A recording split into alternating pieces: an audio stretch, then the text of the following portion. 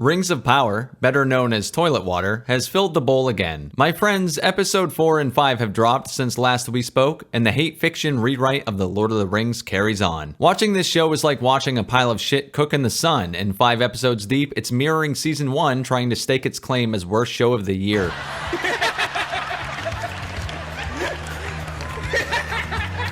This empty husk of a television show is simply a shit rewrite of Tolkien's work, with characters swapped out for versions ordered from Temu, who follow the same essential plot threads from The Lord of the Rings, with its only hope of relevance coming from the nostalgia-gasms it hopes you have. Need a Hobbit? Well, they don't have the rights to that, so how about a Harfoot? Need a Gandalf? How about a guy they call in episode 4, I shit you not, a Grand Elf? Need a story? Well, the Hobbits were friends with Gandalf, so why not pair the Harfoots with Grand Elf? Need dialogue? Why not gargle some marbles and have an autist recall a Frodo line from memory? What's the matter, smartass? You don't know any fucking Shakespeare? So, to put it bluntly, it thinks of its audience as gullible morons. But surely to the chagrin of Amazon, fans are shunning the show, and unlike us MCU fans who've dealt with similar bastardizations of our beloved IP, or Star Wars fans who seem to have it even worse, Lord of the Rings fans have soundly rejected this dookie buster, and aren't letting it affect their love of the franchise. Rings of Power doesn't matter, it's not canon, and it doesn't get watched, no matter what lies Amazon tells when it comes to viewership. And my does Amazon love shifting numbers? Whatever tactic it takes to make a show feel like a success is the prerogative of its PR department. So are viewer numbers down? Absolutely. That's why they'll tell you how many minutes are watched, because it's a bigger number than a viewership total. After Amazon bull-cucked their way through numbers for season 1, Nielsen ratings came in and curb-stomped their numbers into the ground with a dose of reality. The show lost 2/3 of its audience by season's end. Fucking ouch. Or perhaps they'll stretch out their numbers over a 4-day span instead of 3. For example, the time they actually did this just last week. Samba TV ratings reported that 1.8 million households tuned into episode 1 of season 1 over its first 3 days, while Amazon reported the first 4 days for episode 1 of season 2 because it only reached 902,000 people. That's half its audience season over season gone. No matter how you look at it, this show is an unmitigated disaster for Amazon in nearly every conceivable way. And the copium is strong with this one, and like an RKO out of nowhere, Amazon's now suggesting 40 million people have watched the first 3 episodes of season 2 so far. Stop the cap!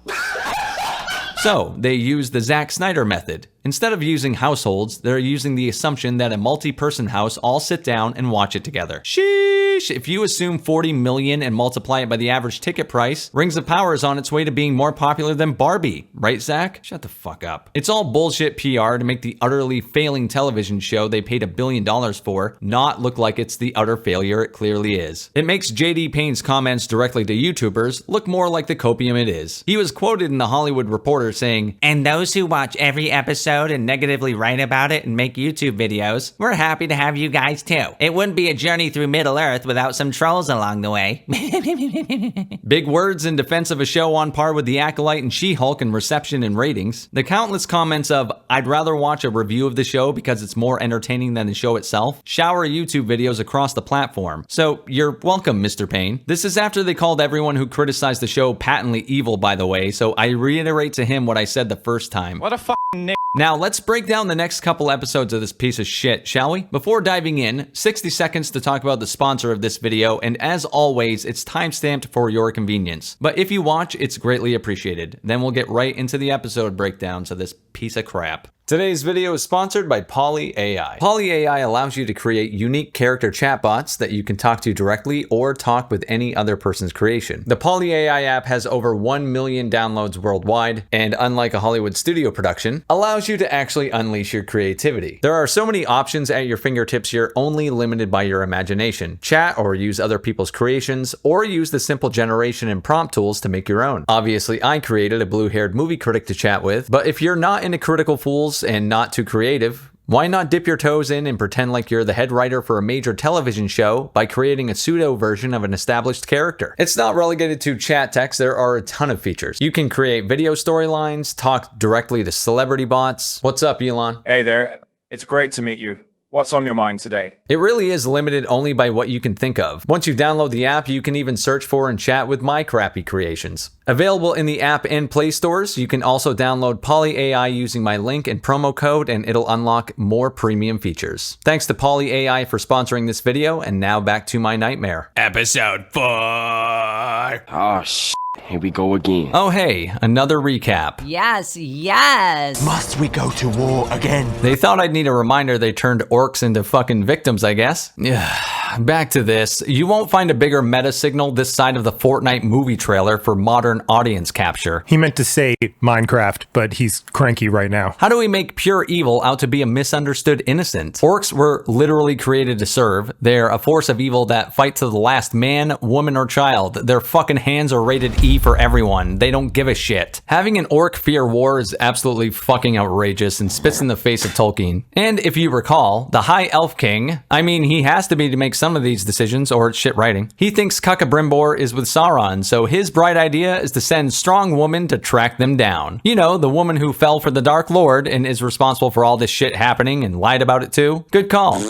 So here we are. High King doesn't punish anyone ever for disobeying him because Strong Woman and Lieutenant Dan are leading an army to the land of oregano to catch Sorass. This show is consistent as fuck with characters who are inconsistent dipshits. We shall need an archer, 2 swordsmen. I trust you can recommend a set. Oh, you mean like Aragorn, Boromir, and Legolas? I remember Legolas. Trust me. Shut your fucking mouth! Shut the fuck up, you cunt! I love that Strong Woman scoffs at the idea she's untrustworthy, as if a path of destruction isn't fucking blazing behind her as she speaks. How silly of Elrond to suggest a lying psychopath who gets her friends killed so she can do a cool karate move isn't trustworthy. It's shit.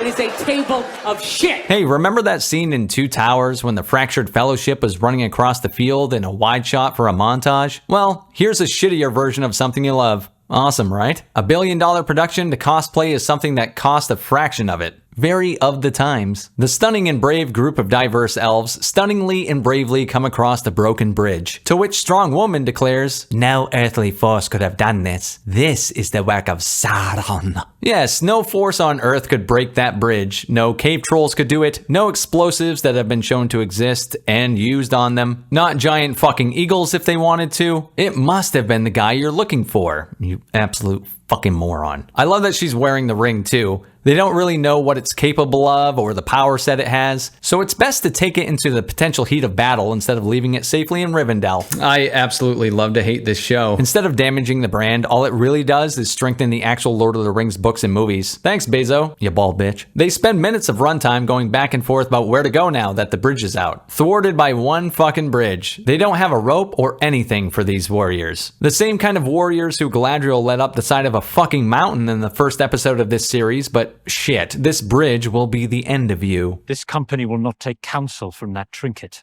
If you cannot abide by those terms, you will leave now and return to Lindon. I should like to. Then why do you not? Because I do not wish to see any of this company slain. Rewind, replay, like the company you didn't care was slain by a cave troll, right? Does anyone need more examples of why this character absolutely sucks ass? I'm starting to believe Galadriel might be the most insufferable, horribly written character on television. Please drop a comment with someone worse if you don't think so, but there's more to come. I'm coming. I'm just gonna come as hard as I can. And now we return to more characters you hate. Ugh, maybe I don't like this actor. I'm good. Like his shitty faux television counterparts, he too is foiled by a simple trick. Wind. It sweeps away his little map after he runs into Tom Bombadil, and he tries really hard to break this branch and make a staff out of it. Look at that acting ability. WWE is more believable. Oh, gee willikers, remember old man Willow who swallowed up a hobbit? Well, subversion activated, it swallows up not Gandalf. I do remember. Sam and Frodo, the hobbits, I mean the skinny hobbit and the pudgy hobbit, the pudgy Harfoot Poppy, because they don't have the rights, and the skinny Harfoot Nori, because they don't have the rights, are being annoying turdburgers again. The silly gaggle of geese they are. They get scared and roll down a hill before running into the next diverse cast member of the moment, Merrimack, who seems to have a thing for pudding. I bet he'd like Lizzo quite a bit. You're about to meet the goon. There's 4 rules. Never look the gooch in the eye and never call her the gooch. Got it. Merrimack the diversity hack brings the not hobbits to his Lost Boys village from the movie Hook. Ain't no shot. They actually put a poor kid with Down syndrome in here for the ESG fist bump. Oh my god, leave this poor kid alone for God's sake. Now, I'm really mad. Then they meet Merrimack's someone. This is the quintessential scene that really showcases what they were aiming for in season 1's propaganda. I mean, advertisements. Diversity. You got your whites, you got your blacks, you got your Asians, you got your Down syndrome. What the fuck? Well, at least it's reflective of the world we live in, right? This fantasy European lore has been modern westernized to shit. So, reflecting reality, as Amazon claims to be doing, you'd think half the people would be obese, since that's actual reality. Let that sink in that this is neither the high fantasy it's supposed to be, nor does it accurately project anything resembling our modern world. Yes, it's the same old Hollywood bubble-living fantasy we've come to know and despise. Restorers, what were you thinking bringing him here? Nobody's that stupid. You're a steward. Nah, you're this guy. Tyrus, did you just fart? Nari informs them that they wound up here trying to help their giant friend, who they actually say... Like an elf? Bigger than that. Oh, so he's a great big grand elf. Hey, fucking Jesus. I want to die. Elsewhere, the Not Nazgul is talking to Not Saruman about Not Gandalf and the Not Hobbits they've been tracking. God damn this show. Let's get back to Grand Elf himself, shall we? No biggie here, just Not Bombadil watching him take a bath. I thought I heard a woman singing. No, Grand Elf, I'm just a soprano. This is reminding me of the 3rd episode of The Last of Us. Gay! What are you? Don't you know my name yet? That's the only answer. What? What the fuck does that even mean? No shit, that's the only answer. So say it. Grandalf asks Bomb a fuck if he'll teach him how to use his powers, and gets specific, asking to wield a staff, and he gets the Harry Potter treatment. You're a wizard, not Gandalf. You don't choose the staff chooses you. Bombadil tells Grandalf that he's meant to face Sauron and the evil wizard, who's definitely Saruman at some point, at some time. He picks up on it real quick too. Great deeds are left to the hands they were placed in. You mean my hands? This fucking genius, looking at a blue sky and calling it blue. The DIE group of misfit minorities are forced into the Barrow Downs by the plot, a place where kings were laid to rest. Characters keep repeating things that another character says as to extend the runtime. I thought I heard. Heard? What did you hear? In a nice throwback to 70s and 80s horror, the black guy gets killed first, and Galadriel announces that these are Barrow Wights, which means she must have run into them before, which means she must know how to fight them probably. They're impervious to our weapons. No, it's actually Elrond who knows how, even though he doesn't seem to know what they were. According to law, only the blades with which they were buried will return such creatures to rest. So Galadriel knows what they are, but doesn't know how to fight them, and Elrond doesn't know what they are, but knows the lore on how to kill them. Okay. I love how Galadriel casually turns her back on a fidgeting, fisting bunch of ghosts like a fucking artard, and is shocked when they snatch her right up off her feet. Elsewhere, Isildur is looking for Blackulus's not kid, in a scene that's reminiscent of the ability Hollywood used to have, lighting nighttime scenes. It's excruciating trying to watch this show. It's overexposed during daytime, and you can't see a fucking thing at night. It's a television show. If it's night, it doesn't need to be pitch black. Clearly, this isn't reality. It's not even fan fiction. It's fucking hate fiction. So we don't need night to actually be completely dark to the point the audience can't tell what's going on. Look at how the torches light the scene. Wow. Almost like it's both common sense and clever. If only you could say that for all 40 planned episodes of this piece of shit. Yeah, 40 fucking episodes. Don Lemonless finds a dismembered corpse, and when he tells everyone what he found, this woman's just standing there making derp faces like this. Yeah. Isildur gets diarrhea shot into his face, and she's like... Looks like they're going north to look for Blackula's not child thanks to Terrible Actress's advice. Terrible Actress wipes the caca from Isildur's brow and gives him a big toothy grin. Flirt. Don Lemonless calls out Horrible Actress's branding she gave herself, and she's like...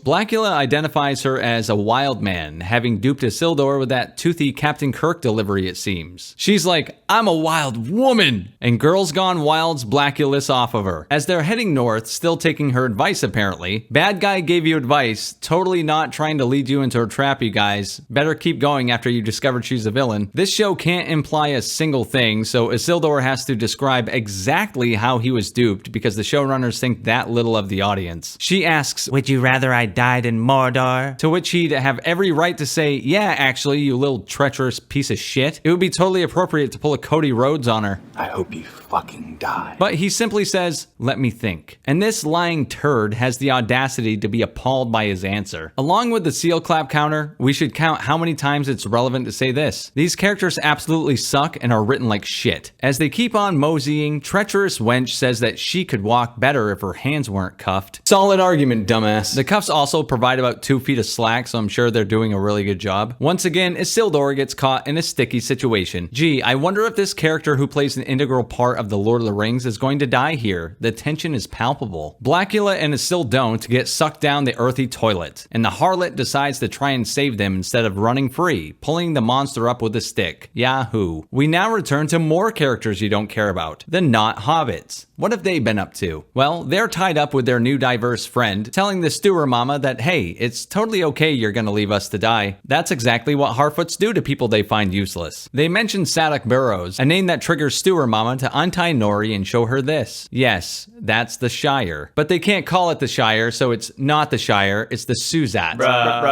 Fuck! Rings of Power simultaneously longs to be a part of the bigger world, while telling you this is an original tale that Tolkien couldn't write. Or maybe he didn't write it because he didn't write shit. So basically, the Shire is now Jerusalem for not hobbits. It's like a tall tale sanctuary for them to seek their safe space. A holy experience of being able to burrow into the ground wherever they want. That's what Nori and her people were doing, and she didn't know it. Mosesing through the lands, trying to find their sacred one. The fuck?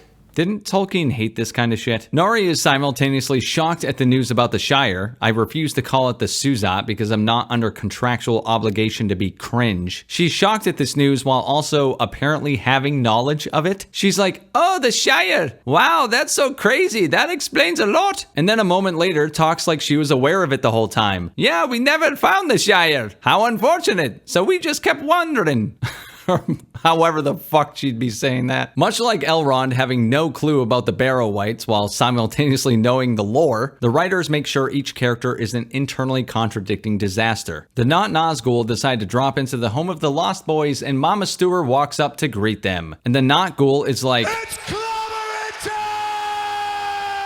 and backhands her ass into the dirt. Then he fucking extends his hand to help her up and is shocked that she doesn't want to take it. What the fuck? Alright, we need a seal clap counter, a this is written like shit counter, and a what the fuck counter. One of them asks, do you know why we wear these masks? And then basically goes, well, you'll find out.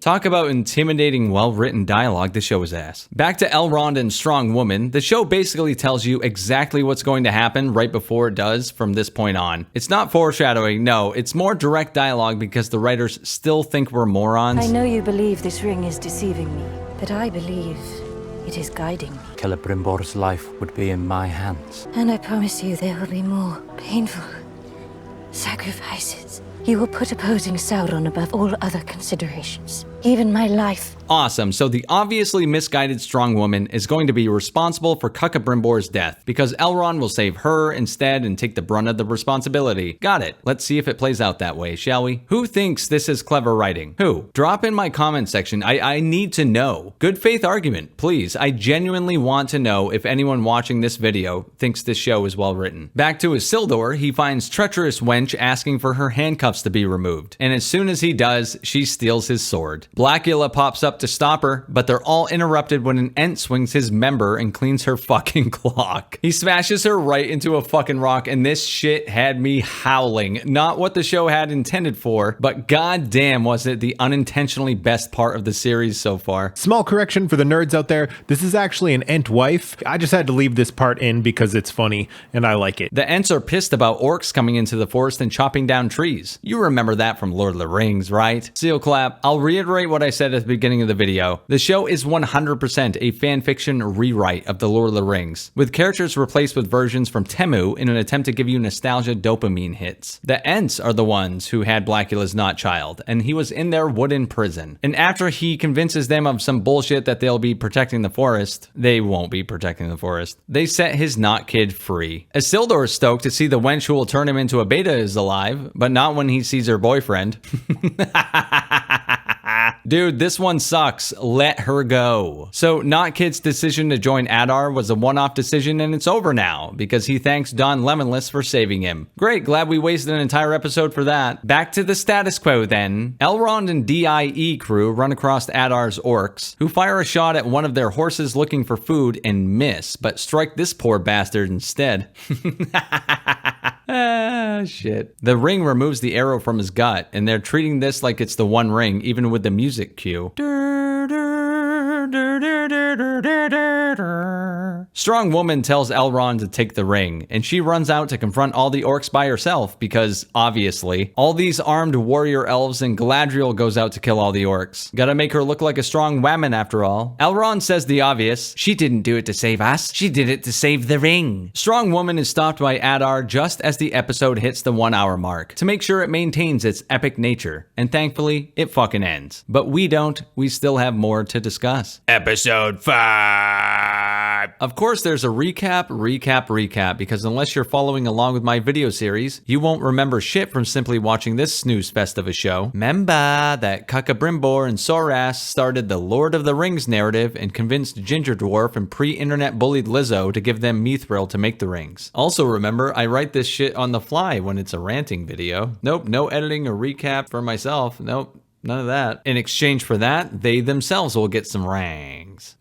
What a beautiful shot of sausage fingers. Excellent choice by the director. King Durin scoffs at his Ginger Dwarf son while the ring tells him where to dig, and when Ginger protests, he's like, Shut up! Shut the fuck up! It's supposed to come off like the ring's making him do this, but I'm pretty sure he's always been this kind of dad. Oh, and a tangent, if you pause a show when watching Amazon Prime, the actor's info pops up, and this is this poor guy's headshot. After hours of digging, he busts through and light pours in, then stupidly turns around and says, When I tell you to dig, you do so. Bruh, shut the fuck up. You're the king. You stood there and dug that out because you're a stubborn artard. You could have made anyone, including your ginger kid, do it with one more request. Next, the acting and dialogue are simultaneously god tier. Check this out. We bring the sun to us. At last, it is daybreak once more in our mountain.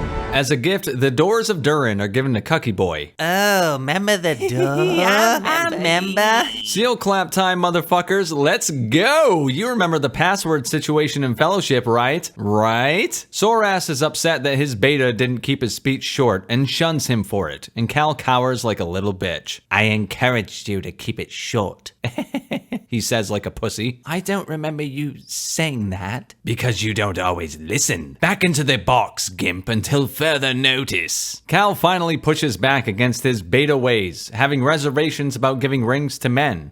Wait, what? Oh! Ew! Dude! Anyway, so Soras throws a fit and decides he'll go John Wick. He'll do it alone. Elsewhere, at some point in Numenor, because this show doesn't have any sense of how time works, Pharazôn, the guy who was openly discussing killing the queen in public, is talking about it openly a little more. He's talking all cryptic about his desire for power, and his son Keeman, whatever, he questions his father's thirst for it, so Pharazôn, annoyed that he's being questioned, he says, and I shit you not, he says, you know when you were a kid, your mother prophesied you'd die in a horrific accident.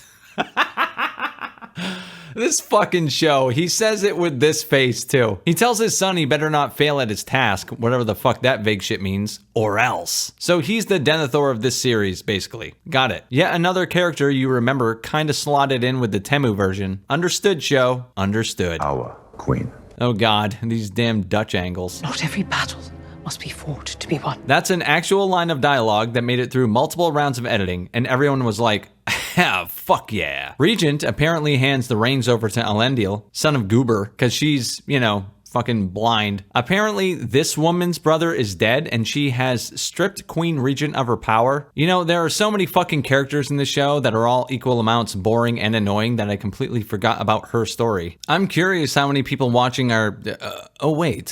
no one's watching. Back in Cuckboy's BDSM chamber, he watches in horror as Soras starts work on the 9 Rings for Men, while we have to listen to horribly sound mixed narration of his letter to the High King, lying his ass off. Back in the caves, Dee says a Crystal's girl, god damn it, and buys a crystal ball thing for her daughter, stripping Ginger Dwarf of his hard-earned cash like a housewife. Sure as shit, it gets knocked out of her hands because she's a clumsy one, you see, and it rolls down a path she's apparently never seen. Wait, so in this densely populated area of the caves where she lives, she's never seen this area before, ever. How convenient. To find the ball, she screams like a banshee. Middle-earth is changing. Its limbs are stretching. Its bones creaking. The fuck? Its balls creaking. King Durin decides to hand out all the rings to the dwarf realms before being confronted by Ginger about the great ancient evil lurking below Khazak Doom. The Belrog, obviously, because you remember the Belrog. I remember. Durin tells Ginger that there is no danger as he clutches the ring. It's amazing how quickly these things start to be a problem. At what point did they have time to be seducing anyone with their power? People were suspicious immediately. But this show doesn't imply shit, it explicitly shows everything because the idiotic writers think the audience is stupid and not them. Back to Sorass, a bunch of items in the boiler room start getting thrown around like Kevin Bacon's arrived as the Invisible Man. An anvil gets dropped Looney Tunes style, and someone literally gets attacked with a fucking hammer.